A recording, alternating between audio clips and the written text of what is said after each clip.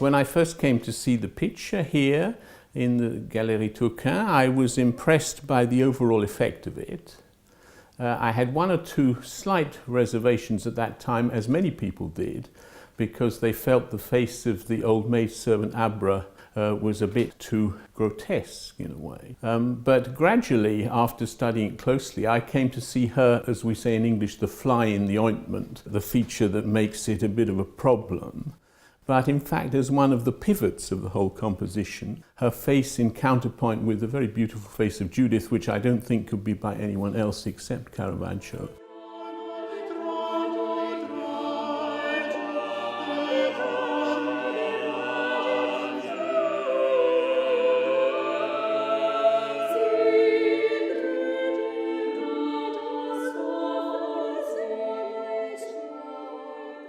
Her face is very effective, a beautiful, expressive face of an old woman.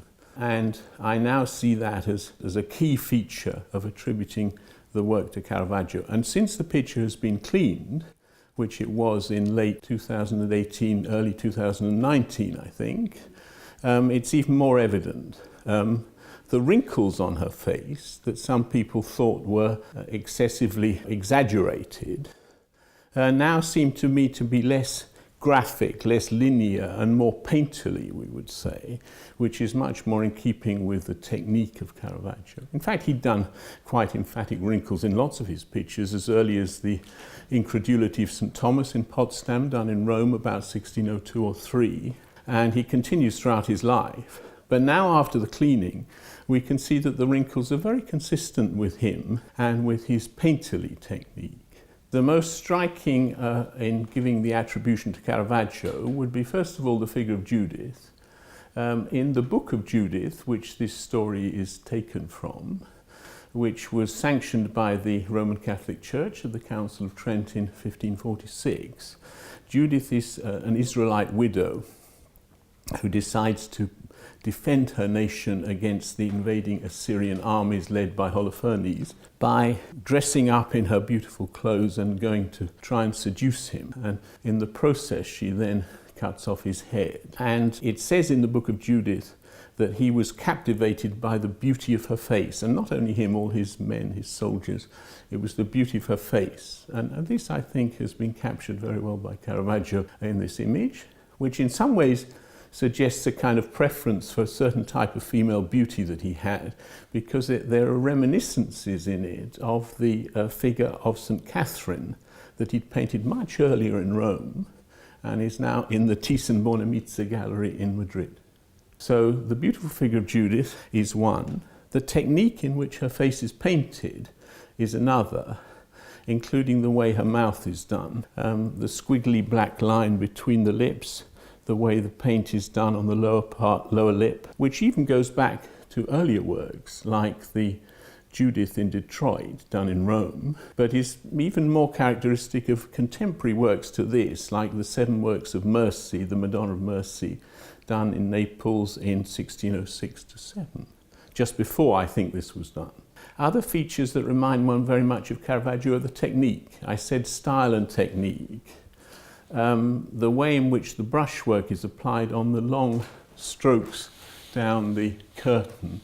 This is an improvised tent where Holofernes held court when he was invading Israel. These long, very strong strokes, you can see the brushwork. This is very characteristic of Caravaggio, as are the highlights on the nails of the various figures. Abra, the maidservant, Holofernes, and I see them as consistent with his technique. You almost get to sort of have a feeling for the handwriting, the imprimatur, the fingerprints, as it were, of the artist through the technique. But one can't rule out style. There are a lot of similarities between works that were done in Naples just before I think this was probably done, and were done in Malta just afterwards. For instance, in the Louvre, the Musée du Louvre, there's a portrait of the Grand Master of the Knights of Malta, Alof de Vignacourt, and the page boy in that, the little page boy who's standing by his side, has a face that in position and in structure and looking out to the viewer is very similar to the Judith here. He was an artist who was difficult to imitate. We talk about the Caravaggeschi or Caravaggisti, many artists who were influenced by his approach, painting directly from models in darkened interiors with strong lighting. But very few of them, if any, can imitate his style to such an extent that you would say they have produced a Caravaggio equivalent. Very few, if any, actually, I would say. And here I see more signs of his own technique. Well, I think when there was this study day at the Louvre in 2017, they brought the Flagellation of Christ from the Musée des Beaux-Arts in Rouen along, and they also had the Judith here hung side by side with the 3 Louvre pictures of Caravaggio, the fortune teller, the portrait of Grandmaster Adolphe de Vignacourt with the page, which we've already referred to, and also the Death of the Virgin. All of the pictures had a similar kind of composition. But more importantly, the Flagellation of Christ from Rouen had a similar movement across the picture from right to left. The figures were posed, but they weren't without a sense of movement and interaction. And also one noticed that the sheet, the bed sheet in this picture, was very similar in technique to the loincloth of Christ in the Rouen picture. And even the highlights on the eyes were similar. So I think it immediately made one think that the Rouen picture, which most people think was done in Naples, and maybe in 1607, was a picture that could be well compared with this to help to reinforce the attribution.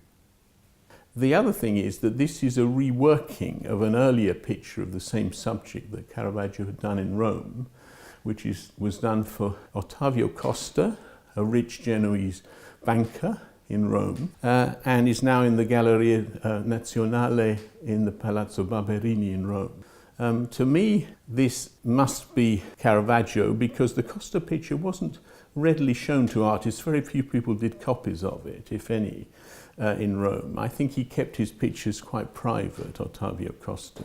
So Caravaggio, as he often did in his later years, goes back to an earlier subject or idea or pose and reworks it. But he's reworked it here in a much more dramatic way, with much more intense chiaroscuro, with perhaps a deeper psychological insight than in the earlier version. In the earlier version, Judith is a young woman who can barely do the beheading herself without God's aid. Here she seems a much more determined, mature woman who's looking intensely but also questioningly out at the viewer to elicit our involvement in the story. So I find a deeper sense, if you like, drama and of meditation in this version than in the Palazzo Barberini earlier one.